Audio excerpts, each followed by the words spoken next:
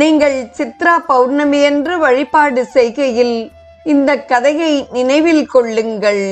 உங்களிடம் ஆழ்ந்த சிரத்தை இருக்குமானால் அறியாமையின் காரணமாக நீங்கள் பாவம் புரிந்துவிட்டீர்கள் என உறுத்தும் இதயத்துடன் நீங்கள் உணர்வீர்களே. ஆனால் உங்கள் பாவங்களை மன்னிக்க பக்தி சிரத்தையுடன் நீங்கள் இறைவனை வழிபட்டால் அவற்றை மீண்டும் எதிர்காலத்தில் செய்ய மாட்டீர்கள் என்று உறுதி கொள்வீர்களே. ஆனால் உங்கள் குருவிடம் பணிவு கொண்டு அவரது அறிவுரைகளை ஒரு பொழுதும் மீற மாட்டீர்கள் என்று உறுதி எடுப்பீர்களாகில் அப்பொழுது உங்கள் பாவங்கள் மன்னிக்கப்படும்.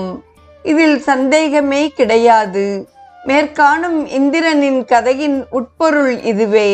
சித்ரா பௌர்ணமியன்று இந்த கதையை தியானியுங்கள். இந்த தினத்தில் விரிவான வழிபாடுகளை எப்படி செய்ய வேண்டும்